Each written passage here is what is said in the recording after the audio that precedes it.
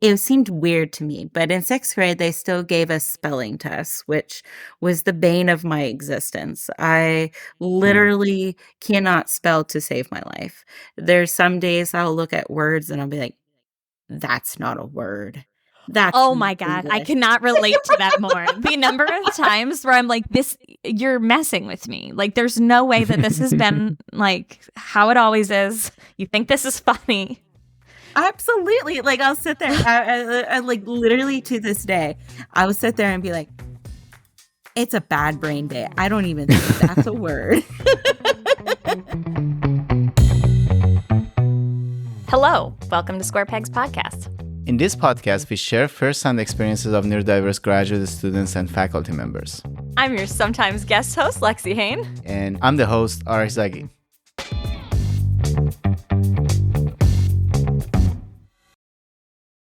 Today, we are thrilled to have Liz Spingola as our guest. Liz holds a master's degree in data analytics and applied statistics and has a PhD in engineering education from Virginia Tech.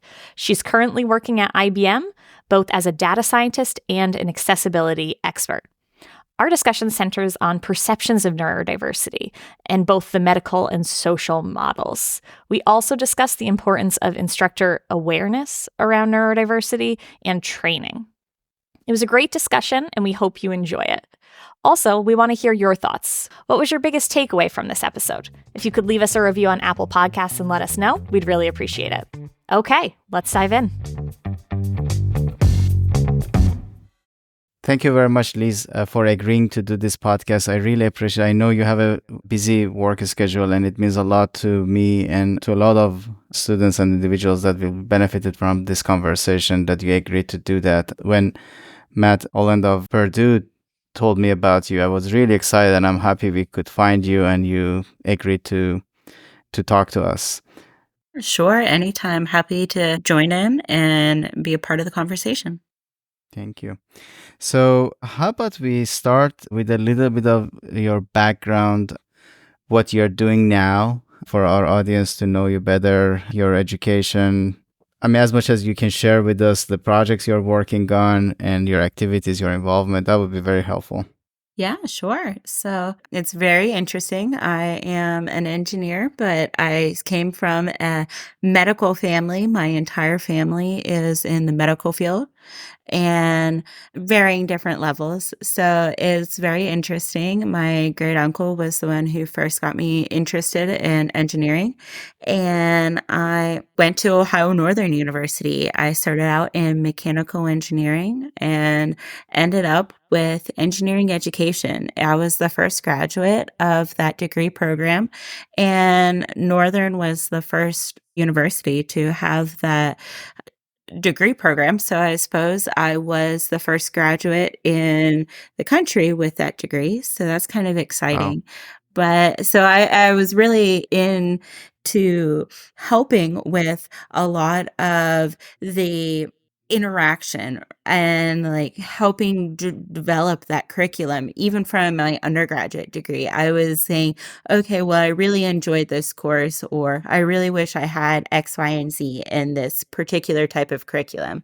And it ended up being more of a double major in general engineering and mathematics education.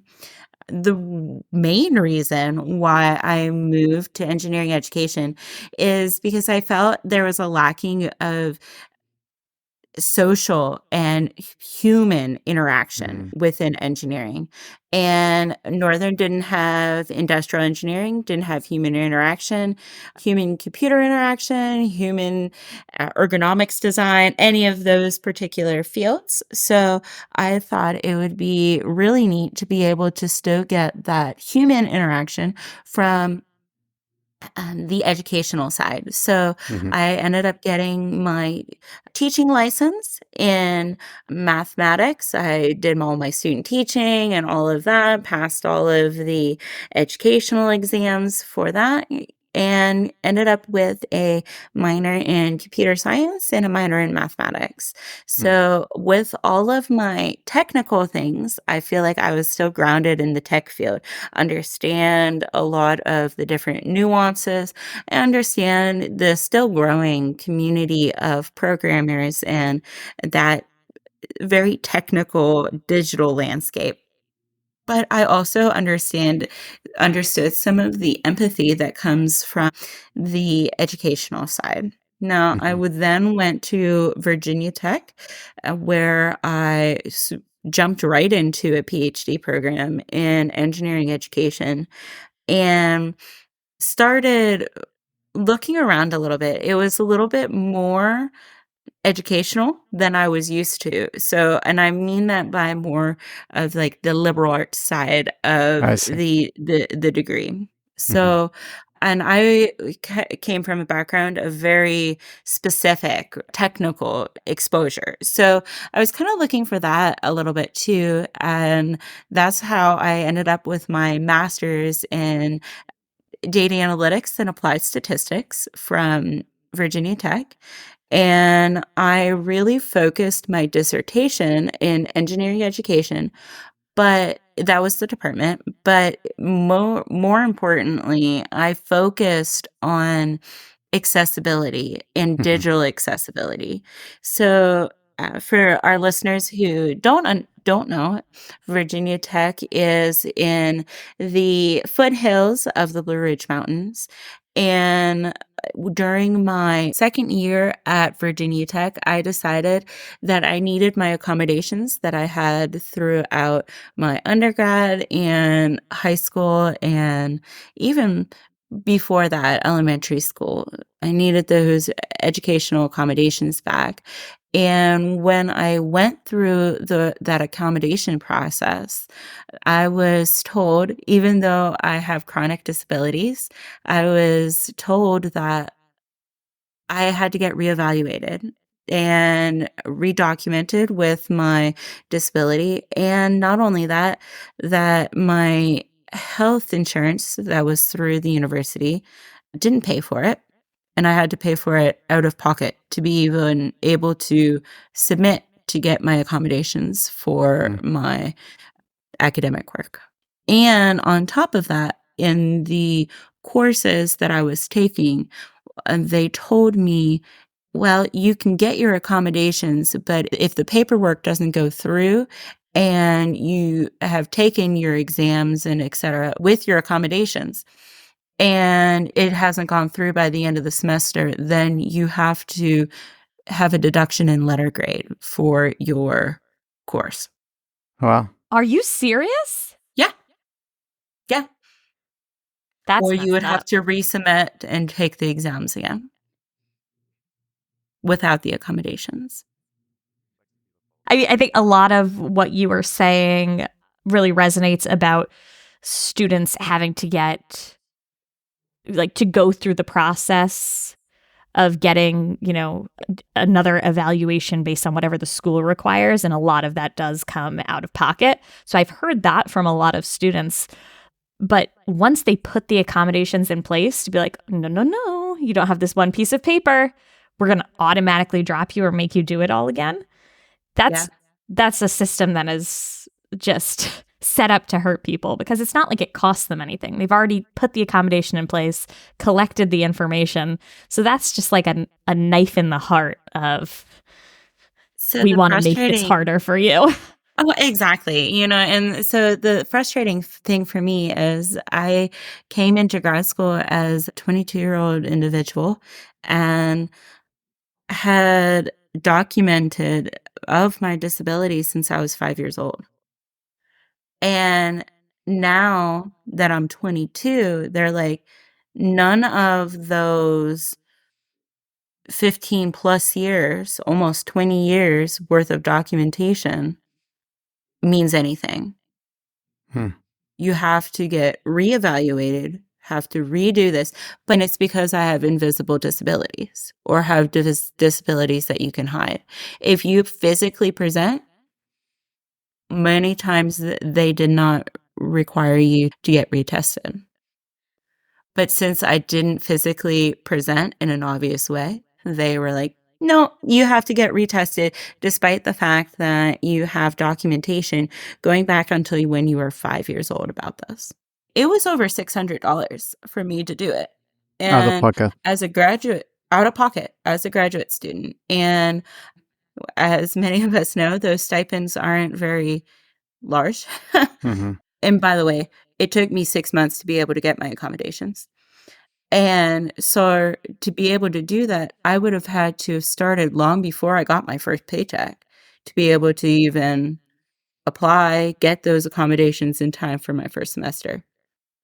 Of course, I did that for my second year, but that's was my choice. If somebody wanted to go in their first year, that could be very well a constraint. And going through this process, and the reason why I brought up with the geographic location of Virginia Tech is simply because there are some limitations that we have with topography. You're in the mountains, there are going to be some hills. It's not like it's flat. There's going to be different topography difficulties that you have from an architectural standpoint. So understanding that constraint, not excusing it, but understanding that constraint, I thought, well, we should definitely get into the digital realm.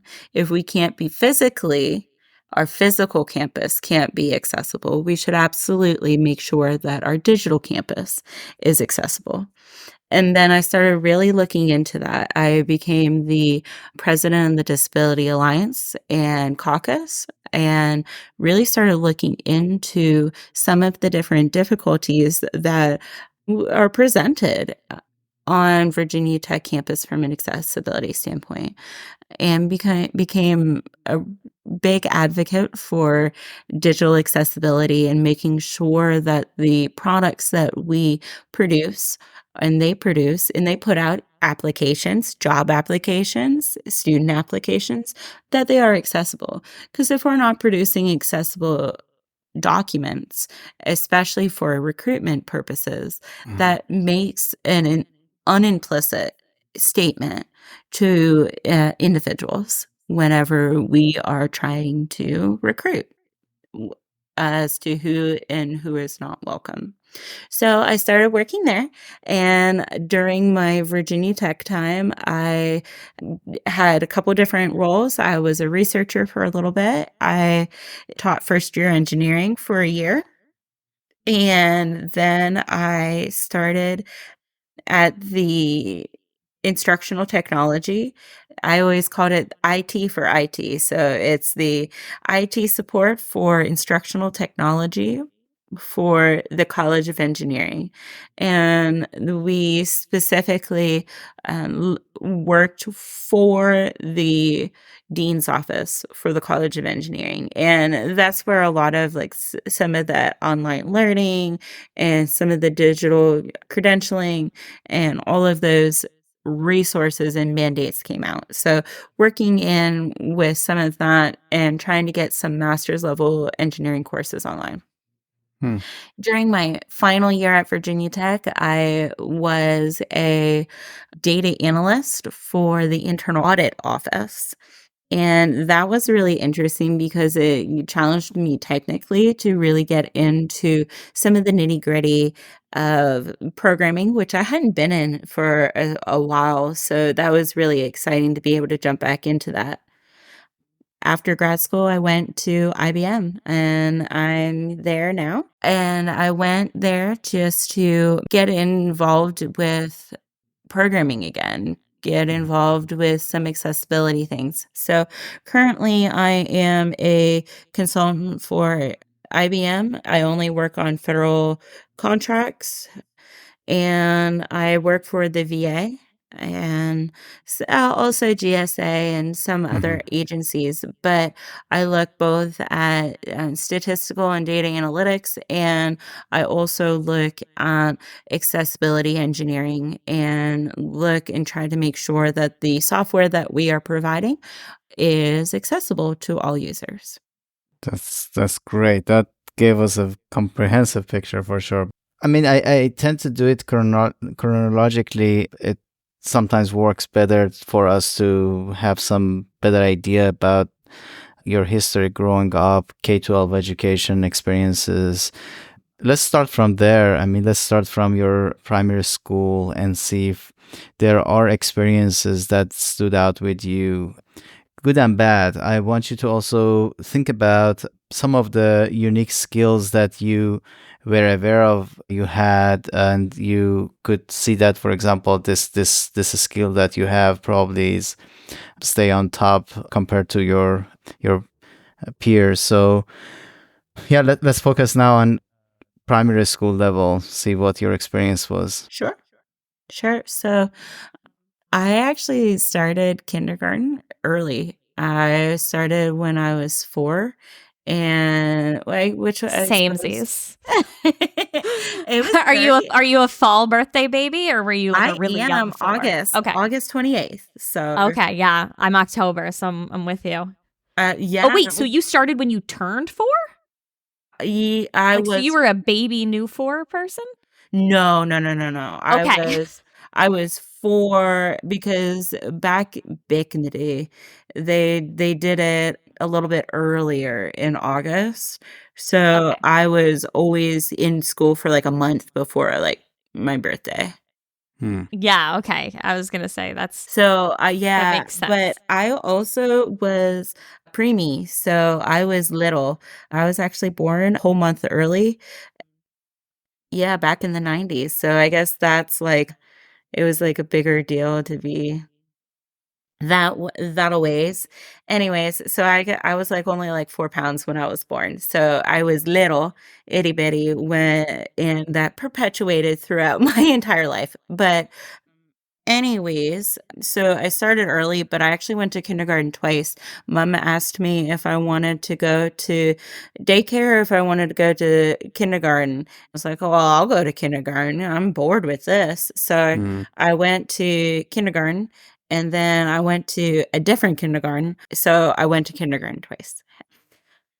It was very interesting. So when I hit puberty, I realized that I was different. And I think it was more that I was oblivious beforehand and didn't, like, connect as much with, like, the my surroundings, and then I realized, "Oh, who are my friends?" And, like, started, like, really critically trying to, like, think about it. Who are my friends? How do I have friends that are outside of the people that my mom designated, right? Like, my mom's friends, kids, or etc. So trying to really hone down into that. I was speaking with someone just earlier this week about one of the most formable memories that I have in elementary school is I was a ravenous reader when I was a child, to the point where I would read like at least 5 books a week, 10 books a Wow. week if I was able to. And kids got in trouble for watching TV too late. I got in trouble because I was sneaking books. Like the literally I would like, "Elizabeth, go to bed." It seemed weird to me, but in 6th grade, they still gave us spelling tests, which was the bane of my existence. I literally cannot spell to save my life. There's some days I'll look at words and I'll be like, "That's not a word. That's Oh not my God, I English." cannot relate to that more. The number of times where I'm like, you're messing with me. Like, there's no way that this has been like how it always is. You think this is funny. Absolutely. Like, I'll sit there, like, literally to this day, I will sit there and be like, "It's a bad brain day. I don't even think that's a word." And, like, when I was writing my dissertation, it was very similar, right? I would sit there and the amount of times I used Google Dictate to write half of my dissertation while I was just speaking it, because I was like, half of these words don't seem like words to me at the moment. But the funny aspect, going back to 6th grade, was my 6th grade teacher pulled my mom in for a student teacher conference, and she was like, she's doing really poorly with spelling. And mom was like, yeah, I know. We work with it like 5 hours a week, every week. And she like dissolves into tears. This is the worst. And she's like, does this really have to be 20% of her grade? And the teacher was like, well, if only she read more, she would be able to spell. Wow. And my Wow. mom was like, bless my mom. She was always a very vivid advocate for her daughters. And she was like, lady, she reads ravenously. I don't think that's her issue. But it just goes back to me pondering about Mhm. our perceptions of capabilities and how we are limited so much and what we think is historically what we should be doing, and Mhm. especially historically what we should be doing within education. Yeah, that definitely. I mean, as a dyslexic person, a lot of that resonates with me. I know Lexi also has dyslexia, so I mean, we look back and just bittersweet memories from the past, and Yeah. you know, It I'm a little excited about the. shifts.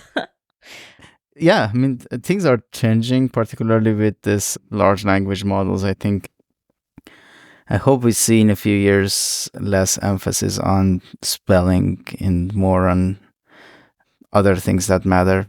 But again, like we Yeah. have some way to go.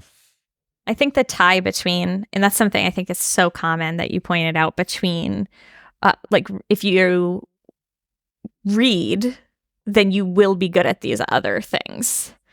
And it's like, I love reading because of the story, but it doesn't necessarily mean that I'm building this huge vocabulary, because I like skip words and I don't even notice that I'm doing it. It's not that I like reading isn't all the mechanics of it. It's that whole kind of, for me, fantasy world and everything that goes into it. And same thing, the only reason that I got through spelling is just because I'm good at memorization. I don't know what any of those words are. I still don't know what they are. And they don't matter. And I know I at least did spelling up until I vividly remember like my 5th grade spelling tests. It was and thinking funny. just like, how is this valuable? It was very funny. So in 6th grade, I was selected for the spelling bee. And that was literally my worst fear because Did you volunteer? no, I was selected. I was voluntold. That's a thing? Yeah. Oh my gosh. They were like, your test scores are in the top X%, you're being in the spelling bee. And I was sat there and had like heart palpitations because I can't spell. And I was sitting there in the auditorium, and it was like the pre-round before like they had like the students and everybody come in, like the teachers and the parents and all this, everybody come in. And I remember them counting down to make sure that I was like knew how many people were ahead of me before I had to go and like speak about it, because there's nothing worse about public speaking when you are not confident about it in the first place. And yeah, it's just letters and you're saying about that. But I would sit there and I'd be like, and they gave me my first word and I spelled it wrong. So I was out. And I was out in the first round, and at first I was like disappointed. And then it hit me. I was like this wave of relief, because that meant that I didn't have to do that anymore. I didn't have to pretend I knew how to spell, because I don't. And the uncertainty of not knowing the word that was going to be said, like, Yeah. it was.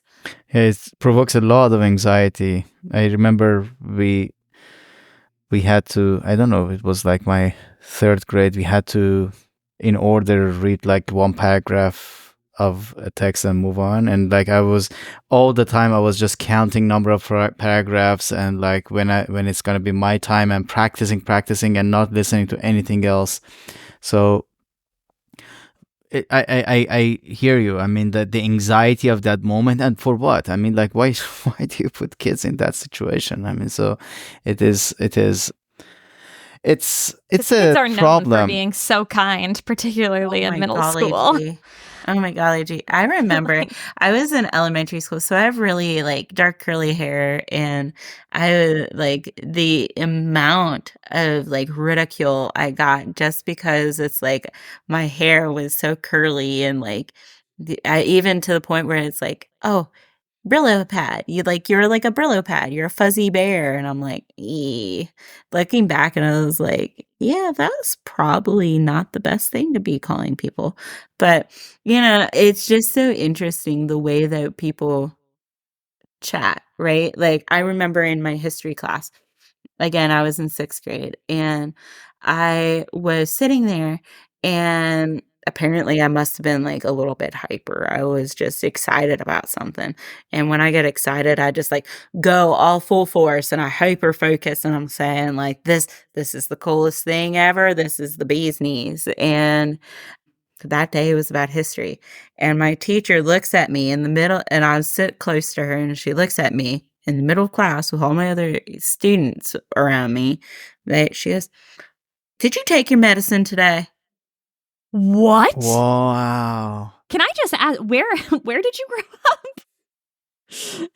I grew up an hour north of Pittsburgh. And In front of remember, other this kids. is early 2000. That's early 2000s? Yeah, I was born in 91. That's, oh my gosh.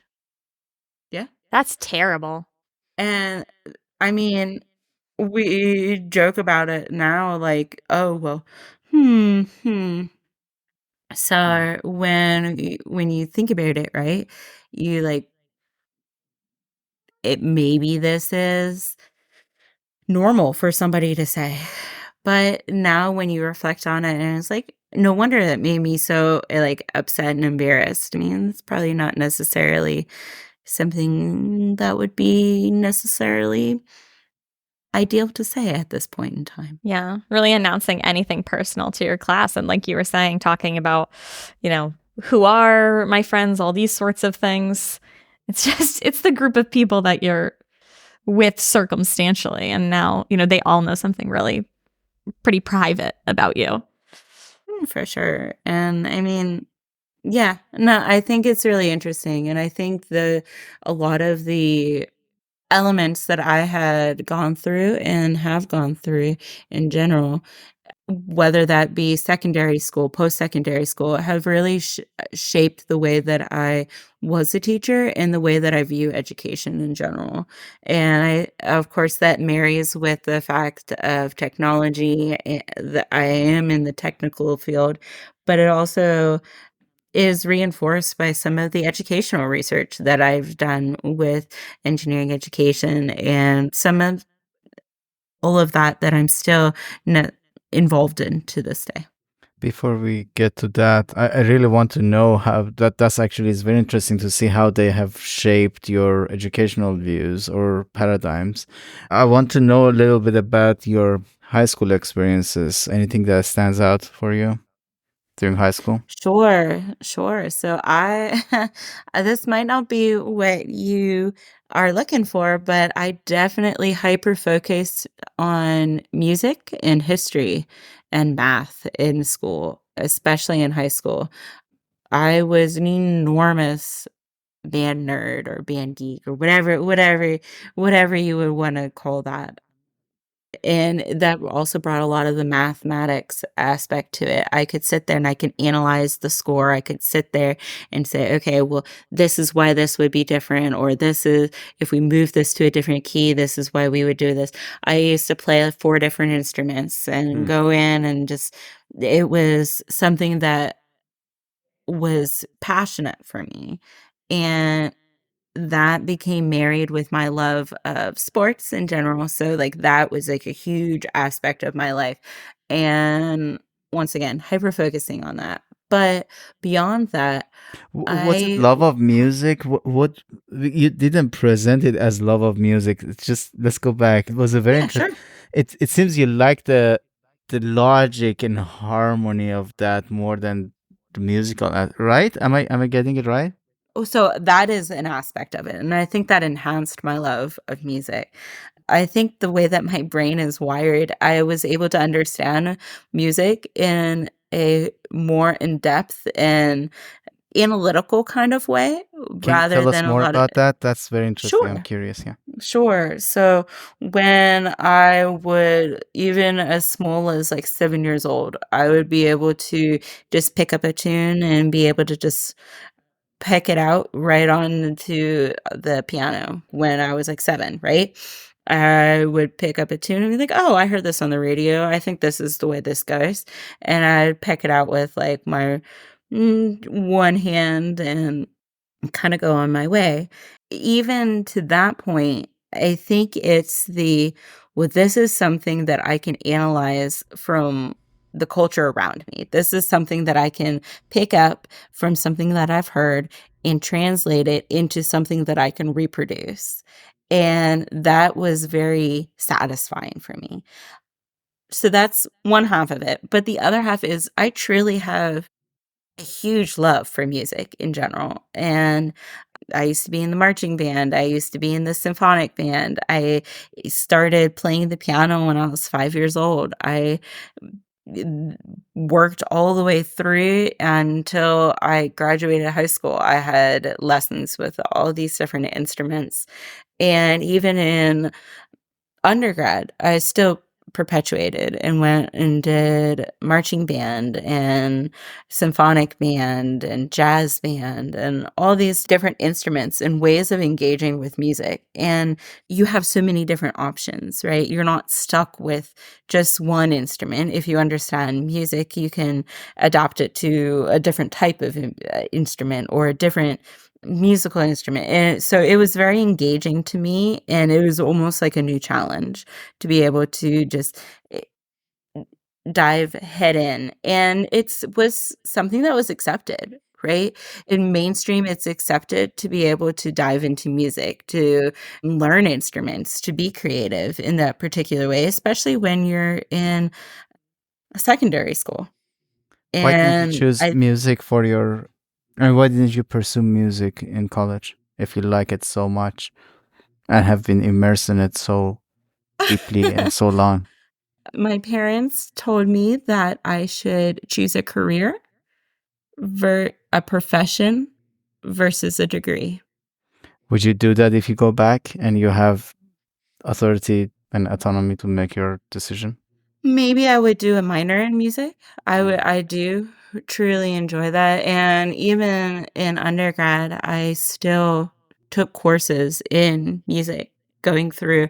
I still that was still something that was super important for me, and I also don't wanna diminish the fact that I was very techy as a child too.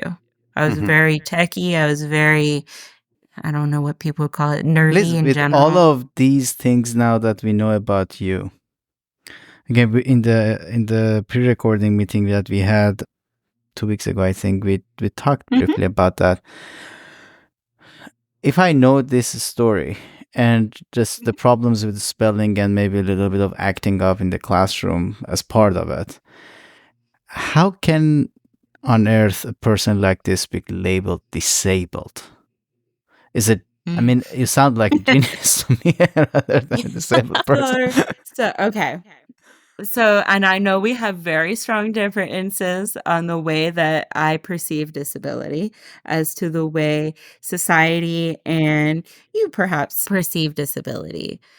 But and especially going through and doing disability studies courses within grad school and really diving deep into that field, I look and think that disability isn't necessarily negative, right? It means that you can't do something in a particular normalized manner.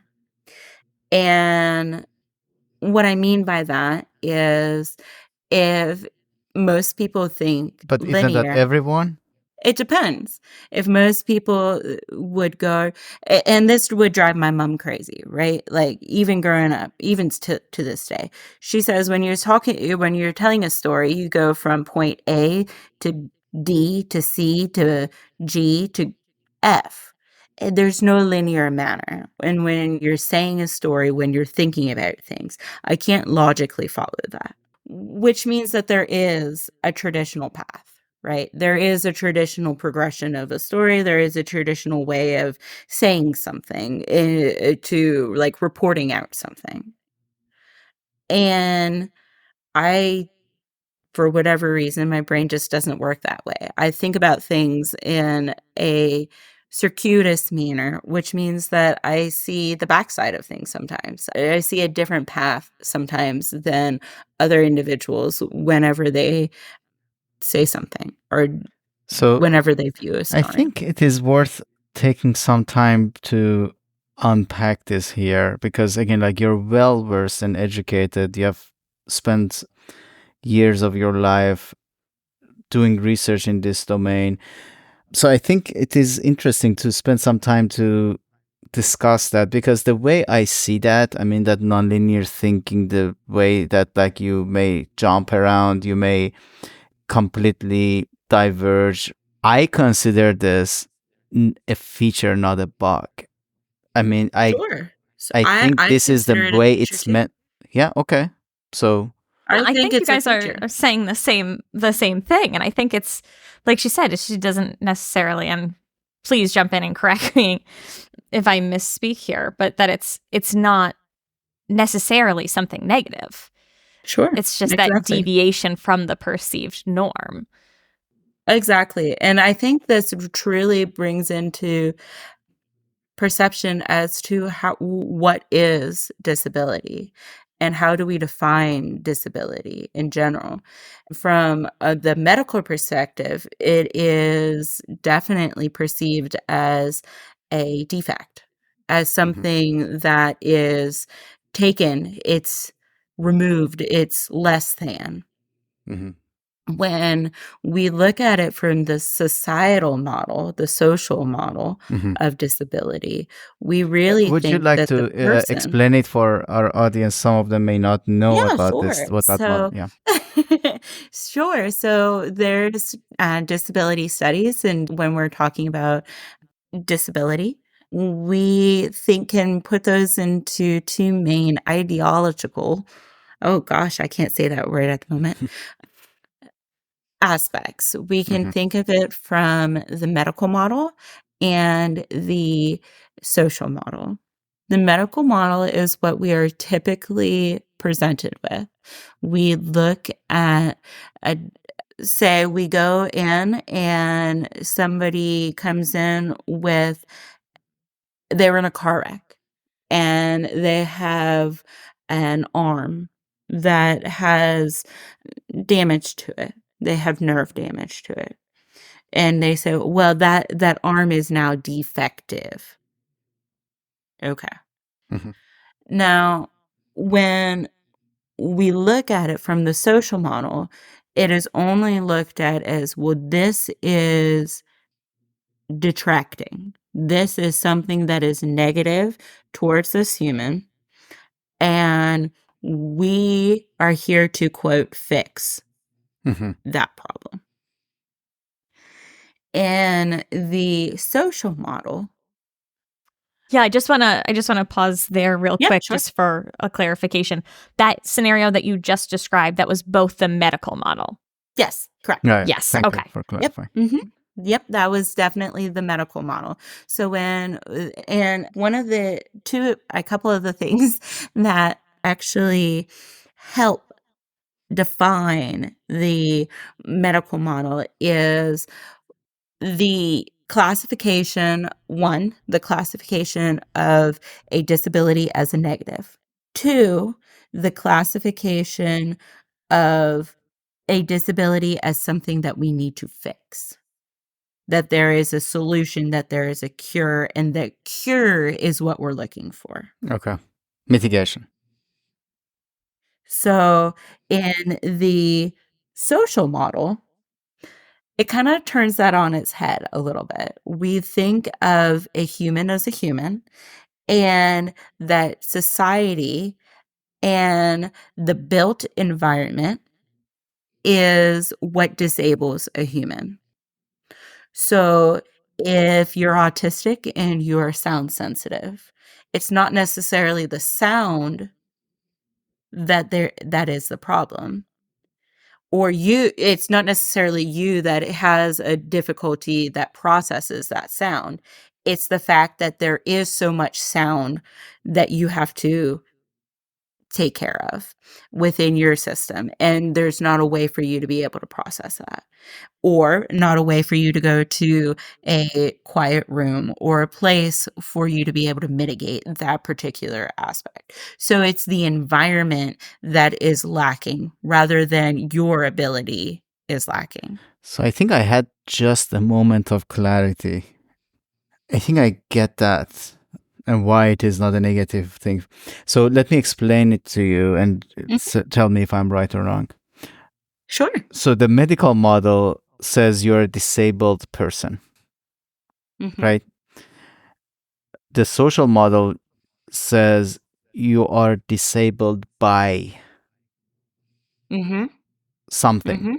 So it's like you're disabled by the way we are teaching certain topic or testing certain topics. So if you use that disabled in that form, then that doesn't mean anything negative. Essentially, you're explaining that you're disabled by the way we are administering our final exam.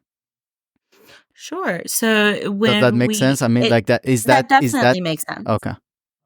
That definitely makes sense. And I think that is very corollary to a lot of what I'm saying. I think that when we think about the social model, we think about the human remains whole, right? The human remains the same as a non-disabled individual. However, the circumstances that are imposed on that human create an environment such that that individual has difficulty thriving. Okay. So I agree with Lexi then. I think we are in full agreement so far. So now dissect this for me.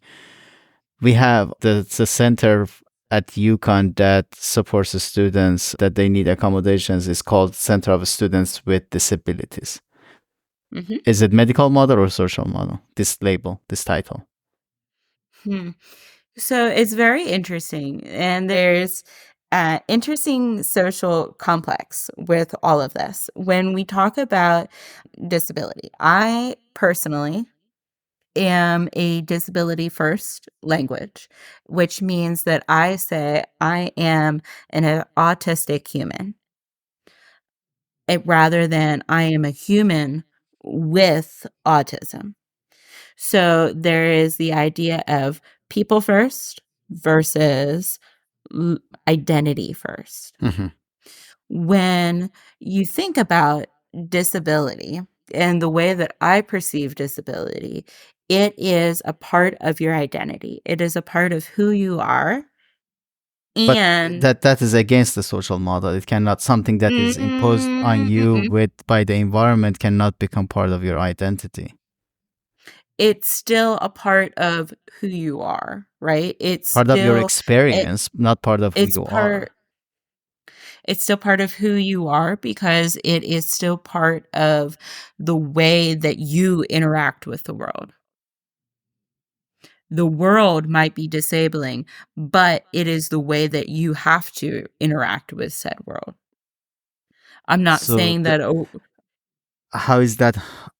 That is who you are, because it's not just nitpicking on like the language or the outcome of these two. The way it's either one is empowering, the other one is stigmatizing.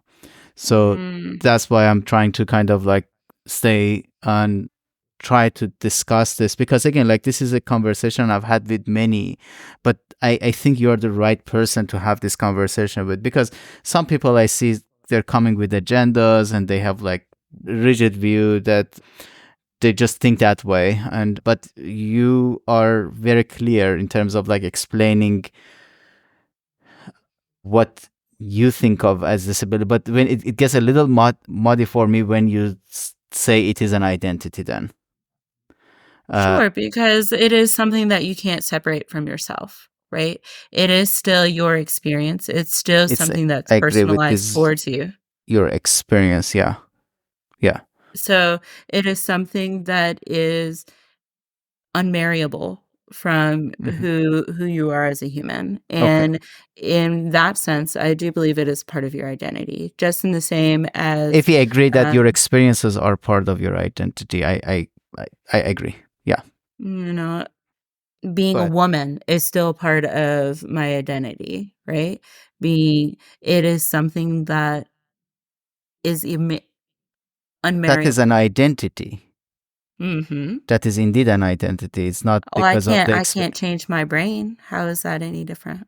So that's where it is, right? Yes. It is still part of the essence of who I am. It's fundamental, correct. But that fundamental thing is not that disability, is the difference. Disability is formed through interaction with the environment. As much as it is identity, I call it difference. I don't know if I agree with that. Okay, and we don't need to agree with each other. Just it's important. That's why I'm having this conversation again. We don't want to have just like all agreement. I mean, so going back to the language and the potential harm of it again, like that is based on many interactions I've had, and Lexi is the PI of actually an REU NSF funded REU program that she has been interacting with many students in different capacities, students with dyslexia, ADHD, autism. We have never found, Lexi, correct me, I mean, I sometimes overgeneralize, but I don't remember if we found ever a student working with us that found this language empowering. They always found it stigmatizing, isolating, marginalizing. Yeah, I would agree about the language, but I'd also say, just to kind of tie it back to the other conversation, is that a very large portion, I'd say associate it with their identity. There's another pretty big group that didn't, but when you were talking more about the identity first. Yeah. So I think the big thing and the big difference, right, is why is it stigmatizing? You know, when we look at disability, we are taught to believe that it is a bad thing. It's not necessarily that the word itself as a descriptor is bad. But we have many examples of words like this that they might sound innocent in vacuum, but because of the culture of baggage, the way they were used in history, they are taboo. Absolutely. So you know what I mean? Absolutely. Well, and I can even talk about some different words, right? Even within like the disability community, there are specific words that are okay to say, and there's specific words that used to be used as a medical label from the medical model, such as crippled, idiot, those particular types of words. And especially in the physically disabled world, individuals are taking back some of that word. And we can hear that within some of the other communities that have been discriminated against in the past, namely the queer community. It used to be an insult to be, quote, queer. And now a lot of times the community is taking back the word. And I think there's a difference between the community saying it for themselves and describing themselves as that versus the name being thrust upon you. So let's see. I really like that Lexi. point. I have just a kind of a quick follow-up too. And this is really just kind of your perception, knowing more about, the disability movement and the ongoing work as it relates to education. But I think a lot of things that we see in I'd say more of that academia realm is people doing research and, maybe naming different models where it's not firsthand or where they're not part of that community. I think that's hard, right? And I think, I'd just like to kind of just get your think thoughts on that overall. Exactly. So one of the hallmark phrases and catchphrases within the disability community is nothing about us without us. And Makes a lot I of sense. think that is huge, right? And it makes a lot of sense. Historically, there have been laws within the United States that have been made about us without us. And did they have some sort of help? Sure. But would they have been better if they had voices from the community? Absolutely. And trying to say, I think and value these voices is extremely important. I'm saying that the reason we might be talking about the same thing, but landing on completely different, terminologies. One thing I need to add though is I am intentionally avoiding this and feeding in that narrative and paradigm is again because I'm convinced after so many interactions in the past 10 years or so with students, highly talented students, like individuals like you, Liz, that I'm convinced that the negative impact of, you're unique, that you have made it a superpower for you and like a meaning for your life to advocate for these individuals. But a lot of people, it is extremely corrosive to their to their confidence, self-image, and it's worse than the attention problem they may have because of ADHD. That the damage that the label causes, that the marginalization, the shaky self-image that it forms for them, the damage of that is way beyond than what may face in the traditional education because they don't have like good spelling skills or things like that. So for that reason, again, like I made it my philosophy to stay away from that. Another reason for that is the population that I'm focusing on. We're talking about undergraduate and graduate students. So I completely understand that there are kids, maybe 5-year-old, 6-year-old, that they need to get through their day. But we're talking about, you finished PhD in one of the most challenging technical schools in the nation.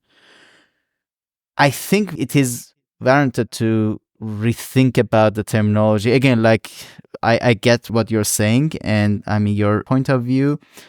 But for me, I think I want to undo some of the damage. So I'm intentionally focusing on more of the strength. Like you mentioned so many unique skills, talents that you have in the early part of the conversation. I think the focus has to be on that rather than your spelling. That is where I'm coming from. So criticize me. Sure. So I fully embrace who I am as an individual. I know that there are other people, dear friends that I know who are in similar places that I am. And I think to me, it is empowering to embrace my entire self and not have to wear a mask as much to work and to my social life. So within the disability community, there's this idea of masking. And that is the idea of you are not bringing your entire self. You are putting on some sort of show to hide who you truly are. And I feel when I was more open about my identity, I was very much more able to actually handle being different and saying, this is okay. This is who I am. And not only this is who I am, but this gives me a different perspective. And that perspective is valuable. Yeah. And I never would have had that if I didn't embrace my differences and what I say is disability. And to follow up on that, I think one of the main differences here, and it comes to that terminology, and Arash, all the work that we've done together, and really that you kind of kicked off, is we've found that there is such an importance on that community. And I think it depends where you get that community. A lot of the people that we talk to and that we're interacting with they don't identify as being part of that disability community. Whereas, talking to Liz, that is such a supportive network with so many shared values and really wanting to move everything in the right direction. So I think it's a lot easier when you're part of that community and see all the good that it's done for you and for others, and you get to hear all the positivity from the people inside it. Whereas we're more in maybe a university setting where that sense of community, a lot of the students we've interacted with don't have that in any way, shape, or form.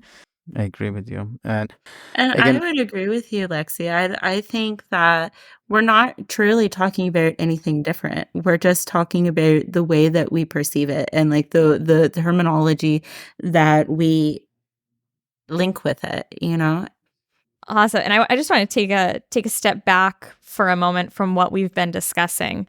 And I think there was that really clear breakdown before where you gave us kind of the overhead view of the difference between the social model and the medical model. But I think we've really been focusing, on kind of two different ideas between you and Arash, really both in more of that social model. So I think if you could kind of speak a little bit more to that, some higher level work of, why is some of this impactful and where are we going with the trends in the research and in different communities? Sure. So it's really interesting when we dive into the social model and just some of the different trends that are going on. I have phenomenal colleagues over at Virginia Tech, namely Dr. Ashley Hsu. She does phenomenal work on accessibility. She just came out with a book on techno-ableism. So that's a really interesting read in general, but it comes at it from a way that's very interesting. So the reason I believe that the social model is so impactful in our education system is because it challenges the way that we think about who is capable of doing what and what they're capable of doing and how we measure what they're capable of doing. I'll give a really interesting example, an example that kind of came out of left field for me. When we think of astronauts and aeronautical school, we think of the people who are the most fit in the community, the people who are the smartest, the best, the people who are in the peak health. And when you talk in some of the disability communities, you truly see that there are benefits of having disabled individuals in space. Think about the less pressure of gravity on the spine. Think about the less difficulty with movement and mobility. There are specific reasons to have and put disabled people in space and to train them to be astronauts. And that's something that we've never really explored at a very critical level, especially at like NASA, right? And places who are sending astronauts into space. When we think about this, I currently work for the VA. And well, sort of, kind of. I work for IBM, but IBM has a contract with the VA. So I work with the Veterans Affairs. And a large population of their employees are disabled veterans. but they're so constrained by what they perceive as viable jobs for those individuals. So when we rethink, if I'm going to be sitting in an office, how many times have you had to check off a list that you can lift 30 pounds? Why does that matter? When we are in education and we're taking an exam, why does it matter that you can complete this test in 60 minutes? Who cares? Why does that matter? And these are the questions that we should truly be thinking about. Why are these constraints? And are they ableist constraints to start out with? Are they things that we thought, oh, well, the best of the best, and we only think the best of the best are the most traditional and capably fit? And when we challenge these types of questions, I think that we can truly get to where are we getting the best talent? And I think that a lot of the digital age has brought a huge advantage towards disabled individuals. And that's probably why I'm so passionate about it in general. But when we talk about digital accessibility, if we make something digitally accessible, if individuals can do their job digitally, they can do pretty much anything. And they're not constrained by their sight, by their hearing, by the physical difficulties that they may have, by the cognitive difficulties they may have, if we design something in a way that is inclusive for practically anyone. And that also gets into the idea of universal design. There are difficulties that you have with conflicting accessibility needs, but And right I before we get into that, I think that was the perfect segue into universal design. But just for some of our listeners that may not be familiar, maybe haven't heard that term before, could you just give kind of a quick definition of what you mean by universal design? So when we talk about universal design, I always think of it as the pie in the sky. It's the way that we design our built in digital environments so that they are accessible to any individual universally. So, on a high level, that's what universal design means. So, when we think about it, we think about stakeholders. We think about who's going to be utilizing this environment and who may utilize it in the future. This is a big thing whenever we are designing software. At least in my experience, when I design software and help design software, I think it is really important to not only look at who is our current user base, who's our historical user base, but who may you employ, who may utilize this environment. You might not have any blind individuals. You may not have any deaf individuals at your organization at the moment. But who's to say that you couldn't hire somebody tomorrow that's blind or that's deaf that could do an incredibly wonderful job if they had the right resources and you built the site to be actually accessible? So that is something that I think it has to perpetuate through the entire process of universal design and some of the limitations of universal design, right? So when we adopt a paradigm, first of all, there are many different levels. I think there's the understanding level of universal design. And I think that's where a lot of people stop. They say, we have these basic pillars, we understand what universal design should be, and then they run with it. But beyond the understanding level, and it's almost like Bloom's taxonomy, right? When we think about it, it's beyond the understanding level. It is the application and the reaffirming of universal design and the idea that universal design has limitations. And what are those particular types of limitations?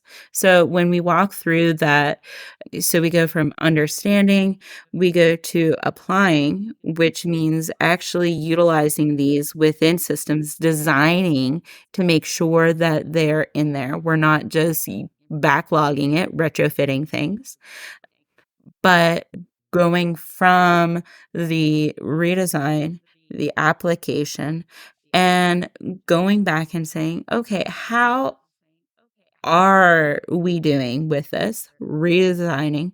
So saying auditing. A lot of times in the accessibility field, we do re-audits, self-audits. We make sure that our system is actually accessible. We make sure that we are applying these principles, and that applies for universal design. Making sure that they weren't left out, that we still are thinking about them, that they're brought back into the forefront of the mind. And then finally, trying to make sure that we have addressed some of the limitations. We love the phrase universal. Universal means that uh, theoretically that everybody can utilize it. But, and my examples mostly come from the accessibility space because that's what I work with the most. But there are what we call access needs and conflicts of access needs. So, for example, if somebody needs a bright, well-lit classroom to be able to read text because they need high contrast, that is one access need. But if somebody comes in and says that those lights are way too harsh, those really affect my way to being able to focus, those are conflicting, right? And there's ways that we can go about that and go around that, like allowing for digital entrance for a class, right? Allowing someone to remotely enter a course, or allowing for differing rooms or lights in different aspects of the rooms. Having lamps at particular different desks. Those are different ideas, and some are more viable than the others. But understanding that in its essence, there are going to be needs that conflict with each other, and universally, we can't design for absolutely everything. And that means that we need to make sure that we can bring up ways to audit our systems, reevaluate, and have constructive redesign of those educational systems. So one question I have, I hope I'm not coming across as someone who is undervaluing the existence of this and the whole accessibility paradigm, but I have a point to make, so bear with me, please. Sure. In your mind, what's the purpose of this universal design and accessibility in general? Sure. So we can get the best talent, and not only the best talent, so there's the economic view, right? So we can get the best talent, we can make the most profit so that we can do the best for our country, our university, or whatever box you want to put it in. So in terms There's of that best talent, point. though, let me ask this question. Someone may argue, again, I'm playing devil's advocate, that I find the best talent in Harvard or MIT grads, and maybe I don't need to go to that extent to hire a deaf person to do this job for me. Sure. So best talent, I believe, is found in differing perspectives. And when we look at differing perspectives, we think about not only diversity of thought, which, of course, cognitively disabled individuals have differing thought, just by the way their brain is wired, but difference of experience. And So that's that is exactly where I start. I don't end there. I start from that we need this diversity of views, lived experiences, and that's why I can bypass this disability. So That's interesting. We are reaching the same conclusion, but like one is starting from the end, one start from the kind of beginning. So the way I start this is the true definition of neurodiversity. That okay, if you don't have anyone with autism or ADHD on board, you are missing a perspective, a way of problem solving, a way of processing information, and that can be detrimental if we are working on a complex project. So it is to, and then accessibility is the outcome or the necessity. Then okay, then when we see that okay, we need to now facilitate the access of the individuals, that they work differently, do the things differently, then things fall in place semi-automatically, I would say. I'm looking at, for example, our classes, classrooms. We have these accommodations and all of those things. No single individual professor I've talked to has ever thought that, oh, these accommodations are because we need to make sure that ADHD person becomes an engineer because we need an engineering ADHD. It's like act of kindness, or it's just like they perceive it that way. So that's why I think, something is missing in the current narrative that's not really serving those individuals well. True. And I truly think a lot of my perspective came from actually diving into the social sciences and going into the liberal arts aspect and diving into r- disability studies in general, right? When you learn a little bit more about the history and try to understand why people think the way they do and how our society impacts that, it's hard to separate our essence from the society in which we live in, right? And I suppose that goes a little bit back to what you were talking about with the social model, right? It is a part of who you are. And since that is your experience, it becomes a, a bit of who you are. But I digress. Anyways, so I think that when we think about these different perspectives, I believe that disability is the catalyst to getting to that perspective. You would not have had those experiences if you didn't have that identity. You didn't have that part of who you were. So you wouldn't have that. That is the catalyst for you to be able to think like that. For you to be able to get there. So I think that is truly very impactful. I totally agree with you. It's just like, I think the 100% agrees, or 99.999, is just like disability linguistically has a negative connotation. That's it. It I think does. at the end of the day, that's It where does. we are seeing the light between us. Yeah. Yeah. It definitely does. And I think that it's a hard battle, right? The only Mm-hmm. way to change that perception is to try to change it yourself, right? And that is exactly with reclamation of that particular term. So we see that within the disability community. We see that with physically disabled people, sometimes calling themselves crippled and crips. We see that as a term of like empowerment. It's like, no, no, no. You used to call us this. I'm taking that back. I am going to identify that, but I identify as that because that's powerful. Because now I get to say, no, this is what I am, and you used to say that's bad.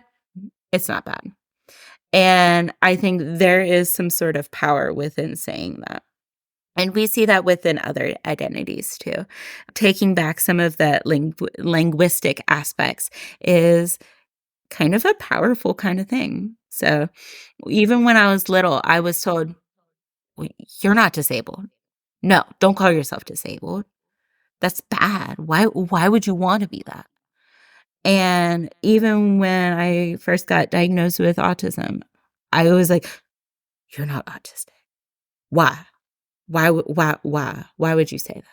And to me, it's like, why should I be ashamed of something that I am? Why should I be ashamed of who is the essence of what I am? If I wasn't like this, then I wouldn't have the thinking that I do. I wouldn't have the career that I do. I wouldn't have the life path that I've had. And there is something to be said for the path that I've been able to claim for as my own. That was an enlightening conversation. I felt better. I felt better hearing your point of view. And again, like I was a little upset with the whole like special education, I would say, and I tied it to disability term. Yeah, maybe that's coming from that. So, and to kind of jump in there, Ash, I think one of the main challenges is that we are separate. It's a different world talking to someone who came from, that engineering education, and you mentioned that social sciences had such an impact. And I think largely when we're talking about engineers and like faculty and their perceptions, not only is that not a background that a lot of us have, it's also something I think we can agree on. It's not always the most valued in the field. I think it's, sometimes like looked down on, oh, is that really science? Or it's not the hard science. So I think, but then when you look at like medicine, engineers can look at medicine and be like, ooh, that's good. That's the hard science. So I think when I hear you talk about the social model, it's like, how is the medical model still a thing in literally anything except medicine when we have an alternative? But it blows my mind. It's truly very interesting, right? And it's systematic. And when we look into education research, I think we can find some of those particular answers. And I will step up on a little bit of a soapbox with this, but the vast majority of our higher education professors, instructors, have never actually been taught in education. So when we have, oh my gosh, can you just say that again? Just so everyone, can we bold on a podcast? Is that a thing? Well, and I think that when we look at it and we dive down into that, one of the easiest ways to teach is to emulate how you were taught. And that is what people are most familiar with, which means that systematically, we are still teaching the same way. The vast majority of instructors and professors are still teaching the same way as they have done for hundreds of years because they were never taught and never felt comfortable enough to be able to teach in a way that was not that way. And when we think about it, it kind of makes sense that some of these stereotypes keep getting passed down. And it keeps getting passed down as our worldview because your worldview was informed by your instructor's worldview, which was informed by their instructor's worldview. So these worldviews are passed through the pipeline because of our inability to actually give the proper training to our professors and instructors. And this is most prevalent at the highest level, the R1s, institutions, the R2s even, that they don't even give a seminar on how a professor should be teaching. And it's not even part of their interview. They don't give it a lecture, they give a talk on their research, but then they're expected to teach. How can you teach if you never know how to teach? Not only, and I'm sorry, I'm on my soapbox, but not only does the have a systematic perpetuation of not great worldviews, but it devalues teaching. It devalues teachers. It devalues the act of education. Yeah, that is absolutely true. That's my soapbox. No, that is. I mean, now that you just like, we love your soapbox. Yeah. So this is should stay on the soapbox the whole time. That's follow up. That's part 2.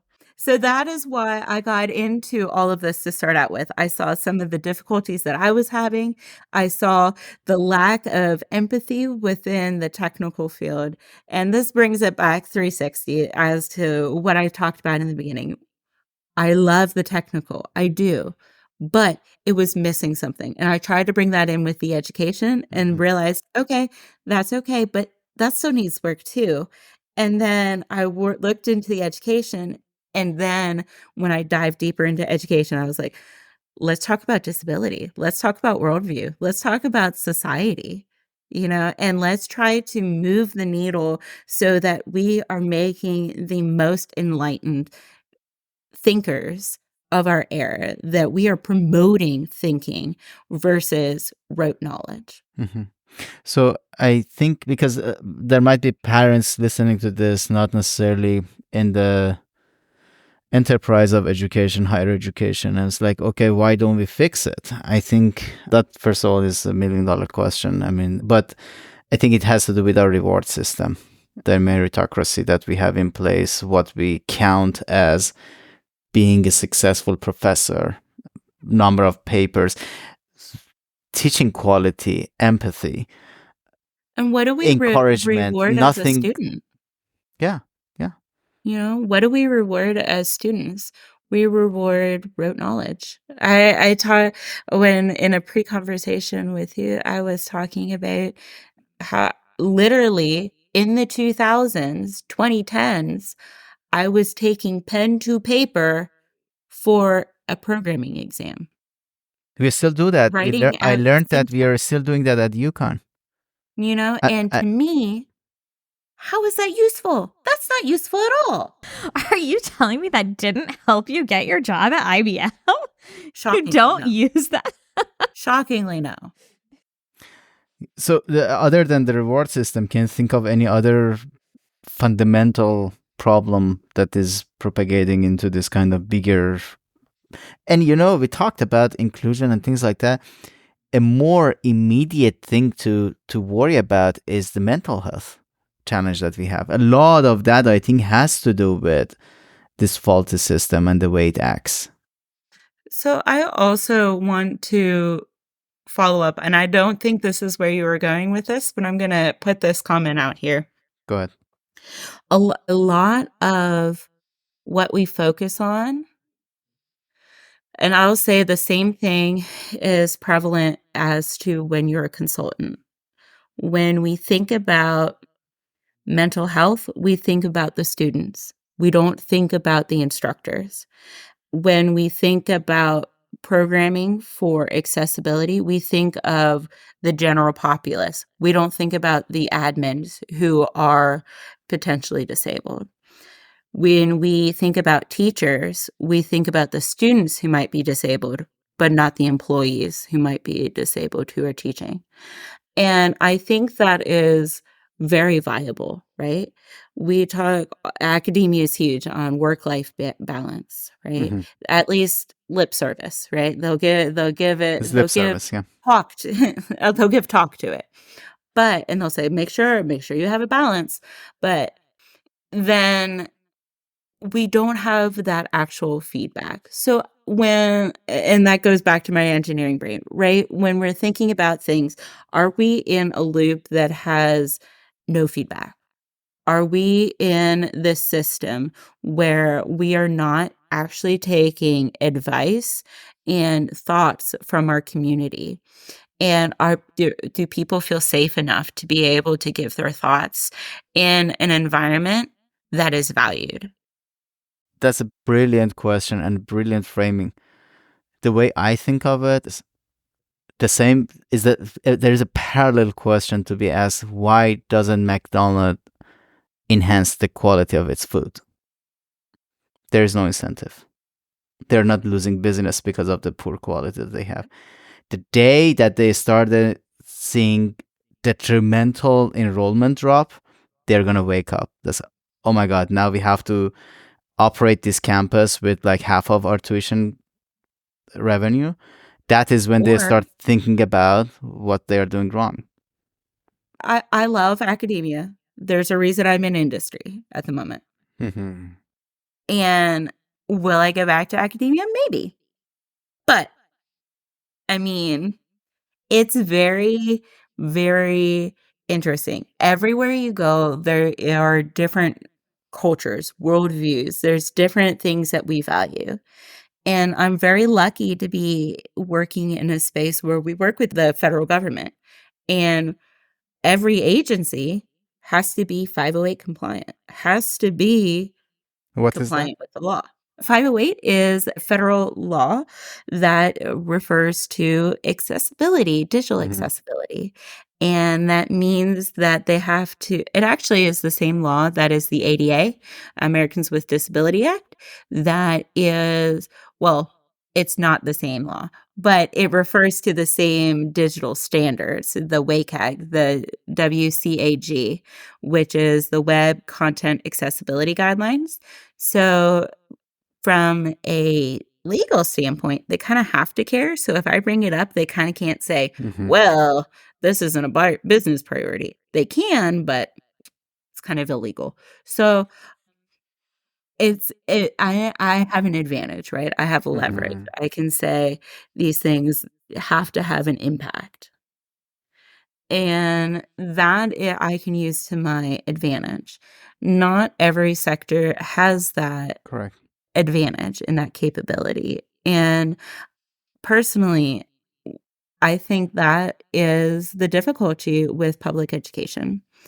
And when you have private education, sometimes they push a little bit harder to be a little bit more inclusive just because that's what the students want Yeah. for the vast majority of times. It's a better business. Yeah. A more inclusive It's business. more competitive. It's more competitive, and I think to answer your question, though, to better value teaching and proper education and proper educating, I feel like a lot of times in especially R1 institutions, they're R1 for a reason, right? They're research one universities for a reason. They bring in X amount of research dollars, and that matters to the university because they take X percentage from that. And I think that it is very difficult to prioritize education when the conglomerate is getting rewarded for non-education. Yeah, for sure. So thank you very much, Liz. This conversation was great. Definitely, it gave me different perspective, a different way of looking at things. That was very helpful to me, and I'm sure it's going to be helpful to our listeners. We typically end the podcast by asking our guests two questions. The first one is, what would you tell to your 12, 13-year-old self? A piece of advice you would give yourself when you were that age, or yourself or another 12-year-old student? Oh my gosh, it's gonna sound so corny, but probably the biggest thing that I would say is it gets better and you can do incredible things. You're gonna do incredible things with your life. So I need to mention that because we've had like 13 or 14 episodes so far, and maybe other than one, the answer has been consistently this. There is some reality to this that I have to, at some point in my life, I need to think about that more deeply to see why those successful people, that they make it through despite all the adversities and challenges, they give themselves that piece of advice. So that's for me to think about. But you're not alone thinking that way. You also picked 12. 12's a rough age. I feel like we can't forget about that one. As someone who used to teach middle schoolers, yes. There's a lot going on at 12. Holy camole. We're going all the way back to puberty. Just throw everything at you at once. So, and the second one is kind of related, but skips that kind of like critical age, maybe range. Your college age, Liz, what would be the piece of advice for you when you were in college? Oh gosh. Don't be afraid to fail. Beautiful. Don't be afraid to fail. Be brave. Wow. That's amazing. Thank you again for agreeing to do this. I know how busy you are and appreciate that you made time, a few hours of your work week to record this with us. And I'm sure the impact of that goes beyond just our listeners that may be facing some challenges. It's definitely something that can inform how we think about access, inclusion. Yeah, I just want to follow up with what Arash said. Thank you so much. I feel like this was really educational for me. I don't think I've ever heard it so clearly put, between knowing that I now what I believe in, what we talk about as the social model. It has a name. So now I can just sound more fancy and educated when I'm overwhelmed in engineering education spaces. I'll sound like I know what I'm talking about. Thank you for listening to Square Pegs. We hope you enjoyed this episode featuring Liz Spingola. Our podcast aims to raise awareness of neurodiversity, advocating for inclusive education methods, and enhancing belonging for all students. We'd love to hear your feedback. Leave a review on Apple Podcasts and share your biggest takeaway from this episode. Your reviews and feedback help us improve. You can also leave us a message at squarepegspodcast.com, and we might feature it on the show. Thank you for being a part of the Square Pegs community.